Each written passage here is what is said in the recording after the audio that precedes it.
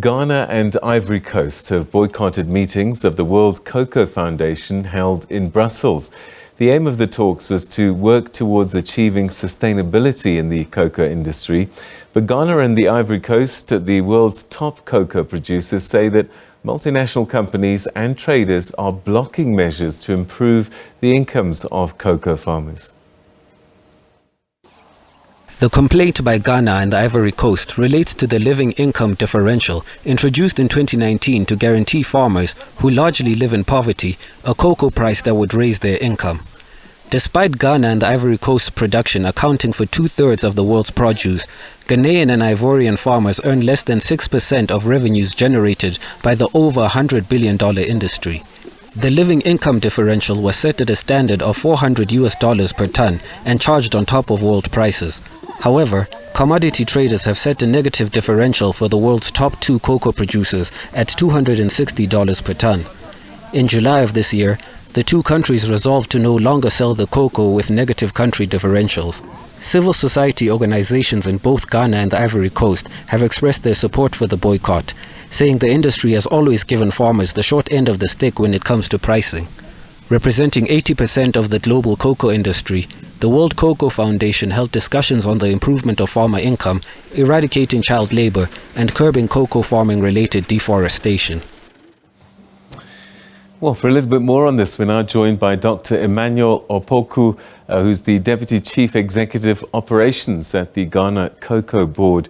Thank you very much indeed for joining us. The last time we spoke, there was something called an income protection or income premium that was going to be given to farmers in Ghana and Ivory Coast. I think that was maybe as far back as 2019. Are we suggesting that nothing has moved since?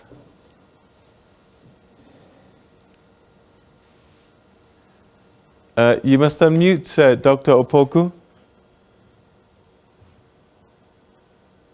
Yes, thank you very much, and good evening to all your viewers. Yes, Ghana and Ivory Coast worked together with industry and came up with what we call the living income differential of $400 to be paid to both countries per every ton of cocoa sold or bought. Before that, we worked together, all the partners worked together and agreed that there is a minimum price of $2,600 that should be the price per ton of cocoa. That is the minimum or the level that will guarantee a certain amount of money for the farmers, which we worked together and agreed. We held meetings in both Ghana and in Abidjan, Accra and Abidjan, with industry partners, and we agreed. Now we start working with that. After some time, then we start seeing, stories like negative differential. But you see, I want to explain something. What goes into the price of cocoa as the terminal, the LID, and the differential. If one aspect of the three components goes the wrong way, it affects the whole equilibrium. Now we use this amount, which we agreed to be $2,600 per ton, to be paid to the farmer. Part of it to be paid to the farmer. And of that $2,600, living income differential is $400, which is paid 100% to the farmer. Now we go back. So in summary, we are using only $2,200 to pay for the costs, the marketing costs, and every cost, including the buyer's cost. right? So if anything changes from the equation, for example, now that we are saying the two countries are losing the differential of, let's say, $200, what it means is that it's no longer, the price is no longer $2,600. That is the minimum, the optimal price that will guarantee a certain income to the farmer.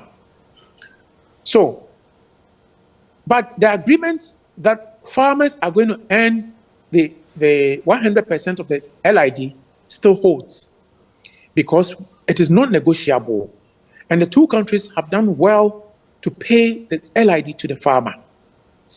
However, if the terminal, or let's say the price, the buyers take away any amount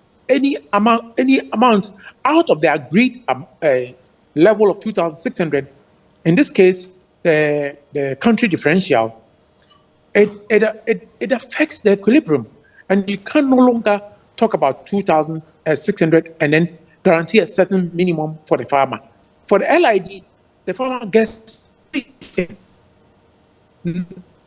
in Ghana, for example, when we do the math with all the farmers and the stakeholders, we set aside the LID. We don't use it. We don't share it.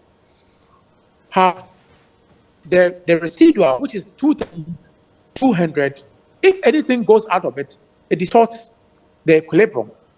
What it means is that marketing costs and other costs that make up the costing or the sharing of the price is affected. The farmer still gets his LID, but the residual of the terminal, or the amount that goes to the farmer, becomes very low, because the marketing cost has to be taken up. Has to be taken out. You cannot share, for example, marketing costs, because somebody must go to the farmer, to the community, package the cocoa and bring it to the point where it can be exported to the buyer. So, all right. So bottom line, what we're seeing is there are three layers to this equation. Any variation in one of those layers causes a problem for the farmer's income at the end. And yet, on the other side, where the buyers are, where the international markets are, they're making billions and billions. So why is there a reluctance to support the cocoa industry in Ghana and Ivory Coast? See, this is the reason Ghana and Ivory Coast teamed up to boycott the meeting. You know, we have been talking since we started this conversation and the LID. We have been working together, trying to drum home that we need this equation to stand, to guarantee a certain minimum amount of money for the farmer. If we pay the LID, which we always pay since we started, but the residual, we need to take the other costs from it, which is essentially marketing. All right? So when you do that, if anything, this distorts the 2,400, which should have come to the two countries, that is less the LID.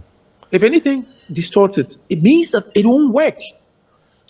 Now, for example, if it additional $200 I think you've explained that point quite well.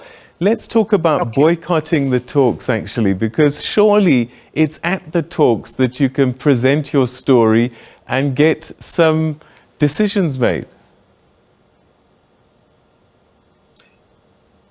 We made it very clear to them. This is not the first time, country differential has gone negative. And we've been speaking to our partners, but it doesn't seem to work. And we indicated our intention to take action, to let the world know, to let civil society know, and to let the media know that the agreement we all came to, our partners are not taking it seriously. but we cannot continue to put our farmers at risk, and to the point where their income or their livelihoods on cocoa will go down.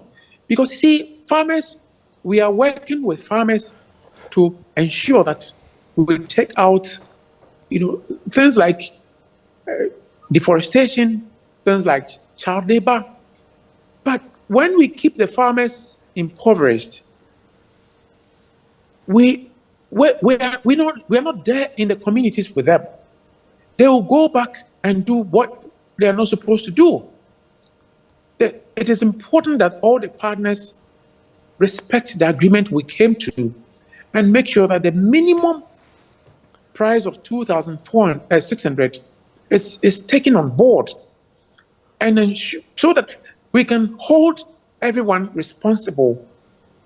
But if, for example, industry that is supposed to be the bigger part decides that we are discounting the terminal by a certain amount, then they're just discounting the equation, and it puts pressure on the farmer, because the farmer income will then become lower. Right.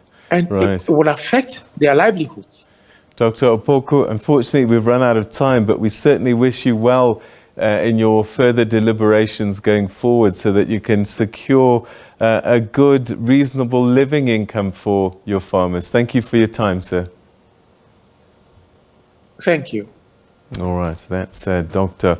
Opoku, who's the Deputy Chief Executive of Operations at the Ghana Cocoa Board, lamenting the plight of cocoa farmers in Ivory Coast and Ghana. They produce 2/3 of the cocoa that ends up in the chocolates that you and I love to eat, that we import from countries in Europe. And yet the billions that the industry is making on that end is not translating into the farmers in West Africa.